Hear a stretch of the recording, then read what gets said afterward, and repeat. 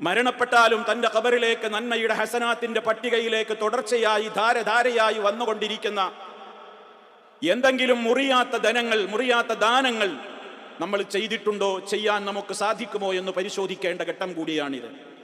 നമ്മുടെ കൂട്ടത്തിൽ സമ്പത്തുള്ള ആളുകൾ ഉണ്ടാകും, പ്രോപ്പർട്ടികൾ ഉള്ളവരുണ്ടാകും, മറ്റു പല വിധത്തിലുള്ള ഒരുപാട് വരുമാന മാർഗങ്ങൾ ഉള്ളവരുണ്ടാകും, ഇല്ലാത്തവരുമുണ്ടാകാം. എല്ലാം അല്ലാഹുവാണ് അറിയുന്നവൻ. നമ്മുടെ സമ്പത്തിൽ നിന്ന് നിലനിൽക്കുന്ന ഒരു സദഖത്തുൻ ജാരിയ, ജാരിയായ സദഖ എന്ന് നബി സല്ലല്ലാഹു അലൈഹി വസല്ലം പഠിപ്പിച്ച, മരിച്ചാലും അതിന്റെ പ്രതിഫലം നമ്മുടെ അക്കൗണ്ടിലേക്ക് വന്നുകൊണ്ടേയിരിക്കുന്ന, ആ ധനം കൊണ്ടുള്ള ഉപകാരം എന്നെന്നും ഈ ലോകത്ത് സ്ഥായിയായി നിലനിൽക്കുന്ന ആ വിധത്തിലുള്ള നിയ്യത്തുമായി കൊണ്ട് നമ്മൾ വഖഫ് ചെയ്യപ്പെടുന്ന ആ നിലക്കുള്ള സ്ഥലങ്ങൾ, വഖഫുകൾ, അതിനെക്കുറിച്ച് ഗൗരവമായി നമ്മൾ ആലോചിക്കേണ്ടതുണ്ട്. മഹാനായ നബി സല്ലല്ലാഹു അലൈഹി വസല്ലം അവിടുന്ന് ഇസ്ലാമികമായി ഇതിന്റെ പ്രാധാന്യം പറഞ്ഞത് തൊട്ട് അള്ളാഹുവിന്റെ റസൂലിന്റെ കാലത്ത് അന്ന് ധനമുള്ള, സാമ്പത്തിക ശേഷിയുള്ള മുഴുവൻ ആളുകളും അത് ചെയ്യാതിരുന്നിട്ടില്ല എന്ന് സ്വഹാബത്ത് വളരെ കൃത്യമായി തന്നെ രേഖപ്പെടുത്തുന്നുണ്ട്. മഹാനായ ജാബിർ റളിയല്ലാഹു തആല അൻഹു പറയുന്നുണ്ട്, ലം യകുൻ അഹദും മിൻ അസ്ഹാബി റസൂലില്ലാഹി സ്വല്ലല്ലാഹു അലൈഹി വസല്ലമ ദൂ ഖുദ്റത്തിൻ ഇല്ലാ വഖഫ.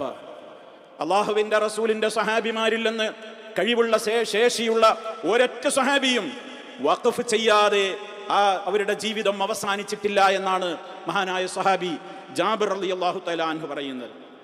മഹാനായ നബി സല്ലല്ലാഹു അലൈഹി വസല്ലമ വിശുദ്ധ ഖുർആനിലെ വചനമോദി, ലൻ തനാലുൽ ബിർറ ഹത്താ തുൻഫിഖു മിമ്മാ തുഹിബ്ബൂൻ.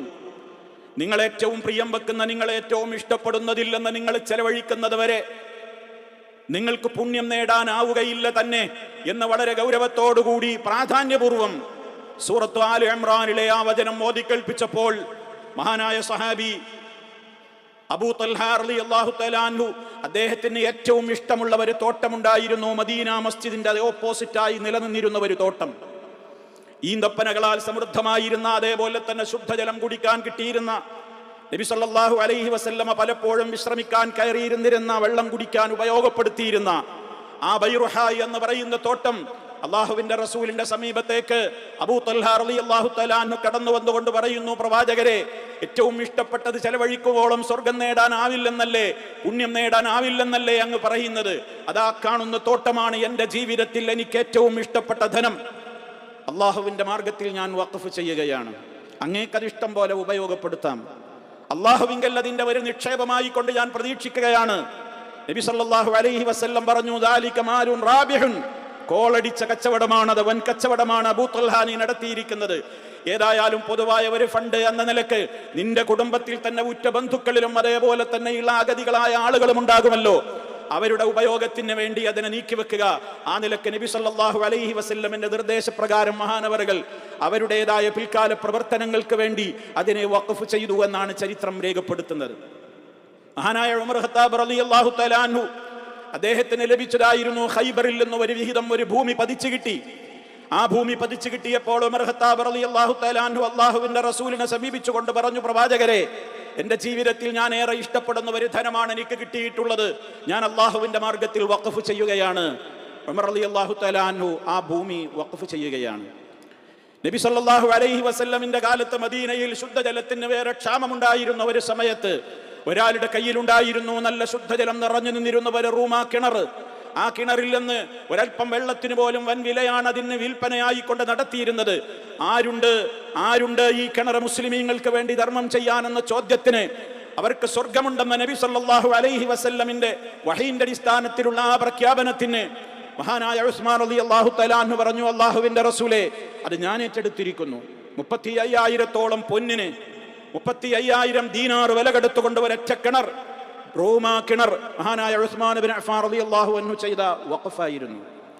അതുപോലെ തന്നെ സയ്യിദ് ഇബ്നു ഹാരിസ റളിയല്ലാഹു തആല അൻഹു ഇഷ്ടപ്പെട്ട ഒരു കുതിരയുണ്ടായിരുന്നു, അള്ളാഹുവിന്റെ മാർഗത്തിലേക്ക് വഖഫ് ചെയ്യുകയാണ് ഉണ്ടായത്. ഇങ്ങനെ ചരിത്രം രേഖപ്പെടുത്തപ്പെട്ടിട്ടുള്ളതും അല്ലാത്തതുമായ ഒട്ടേറെ വഖഫുകൾ, നിലനിൽക്കുന്ന ദാനധർമ്മങ്ങൾ ഇസ്ലാമിക ചരിത്രത്തിൽ നമുക്ക് കാണുവാൻ സാധിക്കും.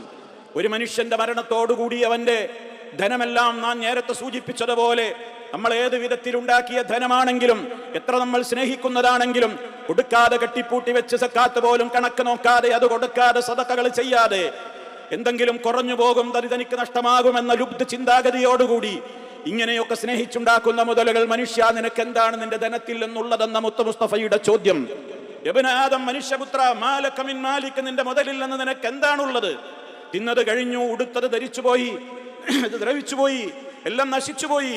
മരിച്ചാലോ നീ എന്റെ മുതല്, എന്റെ മുതല്, എന്റെ മുതല്, എന്റെ പ്രോപ്പർട്ടി, എന്റെ സമ്പത്ത് എന്ന് പറഞ്ഞുകൊണ്ട് നടക്കുന്നതൊക്കെ നിന്റെ കണ്ണ് ചിമ്മി നീ മരിക്കുന്നതോടുകൂടി അതാരാന്റെ അവകാശത്തിലേക്ക് പോയി. മക്കളും അവകാശികളും ഒക്കെ പങ്കിട്ടു. അവരൊരു വേള നിന്നെ കുറിച്ച് ചിന്തിക്കാൻ പോലും ഉണ്ടാവുകയില്ല. എന്താണ് അവരുടെ അവസ്ഥ എന്നൊന്നും അറിയില്ലല്ലോ. അതുകൊണ്ട് തന്നെ നീ ജീവിച്ചിരിക്കുമ്പോൾ മുതലുണ്ടോ, വഖഫുകൾ ചെയ്തേക്കുക.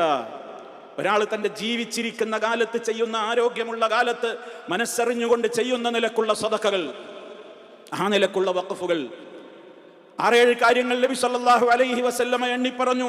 ഒരു ഹദീസിൽ നമുക്ക് കാണാം, ഇന്ന മിമ്മാ യൽഹഖുൽ മുഅ്മിൻ, ഒരു മുഅ്മിനായ മനുഷ്യൻ മരിച്ചു കഴിഞ്ഞാലും മിൻ അമലിഹി വഹസനാതിഹി ബഅദ മൗതിഹി, അവന്റെ മരണാനന്തരവും അവന് ഹസനാത്തുകളായി അമലായി കൊണ്ട് തന്നെ അവന് രേഖപ്പെടുത്തപ്പെടുന്ന, അവൻ ചെയ്തിട്ടുള്ള അവന്റെ ജീവിതകാലത്തുള്ള പ്രവർത്തനങ്ങളിൽ നിന്ന് തുടർന്നും അതിന്റെ ആദായങ്ങൾ അവന്റെ നന്മയുടെ റെക്കോർഡിലേക്ക് വരവ് ചേർക്കപ്പെട്ടുകൊണ്ടിരിക്കുന്ന ചില കാര്യങ്ങളുണ്ട്. ഇൽമൻ അല്ലമഹു വനശറഹു, ഒരാൾ പഠിപ്പിച്ചിട്ടുള്ള വിജ്ഞാനം, ഒരാൾ അറിവ് നേടി, അള്ളാഹുവിന്റെ ദീനിനെ കുറിച്ചുള്ള അറിവ് നേടി, അത് അള്ളാഹുവിന്റെ വജ്ഹ് ഉദ്ദേശിച്ചുകൊണ്ട് അത് പഠിപ്പിച്ചു, അത് പ്രചരിപ്പിച്ചു.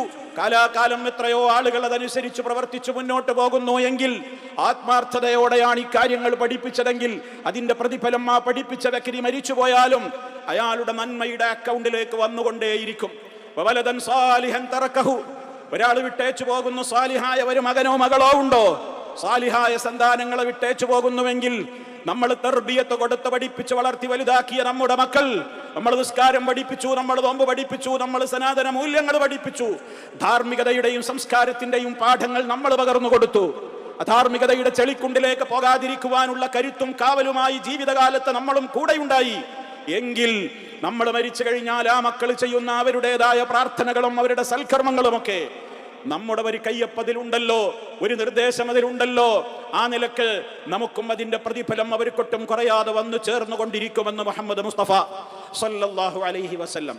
വമുസ്ഹഫൻ വറസഹു, ഒരാൾ തന്റെ ജീവിതകാലത്ത് ആ ഖുർആൻ പഠിക്കുവാനും വായിക്കുവാനും ഒക്കെ വേണ്ടി ഒരു മുസ്ഹഫ് അദ്ദേഹം വഖഫ് ചെയ്യുകയാണ്. ഇനി മുസ്ഹഫല്ല, ഖുർആനിന്റെ പരിഭാഷകളോ ഏതോ ആവട്ടെ, ആ നിലക്കുള്ള വൈജ്ഞാനികമായ നിലക്ക് വിശുദ്ധ ഖുർആനിന്റെ വിജ്ഞാനവുമായി ബന്ധപ്പെട്ടുകൊണ്ട്, ഔ മസ്ജിദൻ ബനാഹു, അല്ലെങ്കിൽ അള്ളാഹുവിനെ മാത്രം സുജൂദ് ചെയ്യുവാനുള്ള, റബ്ബിനെ മാത്രം വിളിച്ചു പ്രാർത്ഥിക്കുവാനുള്ള ഒരു ഭവനത്തിന്റെ നിർമ്മാണത്തിലേക്ക് ഒരാൾ സംഭാവനകൾ ചെയ്യുകയാണ്, ഒരാൾ ഒരു പള്ളി നിർമ്മിക്കുകയാണ്. ഔ ബൈതൻ ലിബ്നി സബീലി ബനാഹു, അതല്ലെങ്കിൽ വഴിയാത്രക്കാർക്ക് വേണ്ടി വിശ്രമിക്കുവാനും താമസിക്കുവാനുമുള്ള സത്രങ്ങൾ ഒരാൾ നിർമ്മിക്കുകയാണ്. അല്ലെങ്കിൽ ഒരാൾ കുടിവെള്ളത്തിന്റെയോ അതേപോലെയുള്ള ജലക്ഷാമ പരിഹാരത്തിന് വേണ്ടിയുള്ള നിലക്ക് ഒരു തോട് വെട്ടുകയാണ്, പുഴയൊഴുക്കുകയാണ്, കിണർ കുത്തുകയാണ്. ആ വിധത്തിലുള്ള പ്രവർത്തനങ്ങൾ ചെയ്താലും, ആരോഗ്യമുള്ള സമയത്ത്, താൻ ജീവിച്ചിരിക്കുന്ന കാലത്ത്, പണത്തോട് നല്ല ആർത്തിയുള്ള കാലത്ത് ആ നിലക്ക് ചെയ്തിട്ടുള്ള സദഖകളൊക്കെ മരിച്ചാലും തന്റെ നന്മയുടെ അക്കൗണ്ടിലേക്ക് വന്നുകൊണ്ടിരിക്കുമെന്ന് മുഹമ്മദ് മുസ്തഫ സല്ലല്ലാഹു അലൈഹി വസല്ലം. സഹോദരങ്ങളെ, നമ്മൾ ആലോചിക്കുക, ഈ നിലക്കുള്ള പ്രവർത്തനങ്ങൾ അത് നമ്മുടെ ജീവിതത്തിൽ എണ്ണിപ്പറഞ്ഞ കണ്ടില്ലേ ഈ 6-7 കാര്യങ്ങൾ, അതുമായി ബന്ധപ്പെട്ടതൊക്കെ നമ്മുടെ ജീവിതത്തിലും നമുക്ക് സമ്പത്തുള്ളവർക്ക് ചെയ്യാവുന്നതും അല്ലാത്തവർക്ക് ചെയ്യാവുന്നതുമായ കുറെ കാര്യങ്ങൾ ഇതിലുണ്ട്. ഏതേത് കാര്യങ്ങളിലൊക്കെ നമുക്കും നമ്മുടേതായ ധനം ഏത് കാലഘട്ടത്തിലും ഉപകരിക്കുന്ന വിധത്തിൽ നിലനിൽക്കുവാൻ ആവശ്യമായത് ചെയ്യാനാകുമോ, അതിനെക്കുറിച്ചുള്ള ഗൗരവതരമായ ചിന്തകൾ ഉണ്ടാകണം എന്നാണ് ഈ അവസരത്തിൽ ഓർമ്മപ്പെടുത്തുവാനുള്ളത്. അതാണ് നാളേക്കുണ്ടാവുകയുള്ളൂ.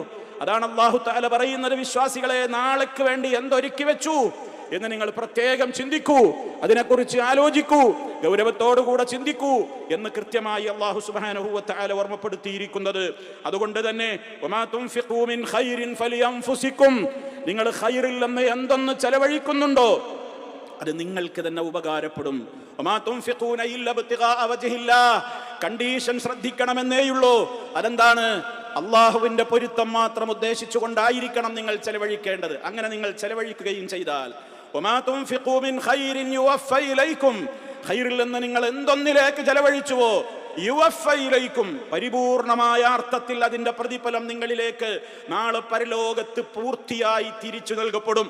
വഅൻതും ലാ തുദ്ലമൂൻ, ഒരൽപ്പ സദഖ പോലും അവിടെ റെക്കോർഡിലില്ലാതെ മാറിപ്പോവുകയില്ല. റബ്ബ് മറക്കുന്നയാളല്ല. നിങ്ങളോടൊരു തരിമ്പും അനീതിയോ അക്രമമോ അവിടെ നടക്കുന്ന ലോകമല്ല.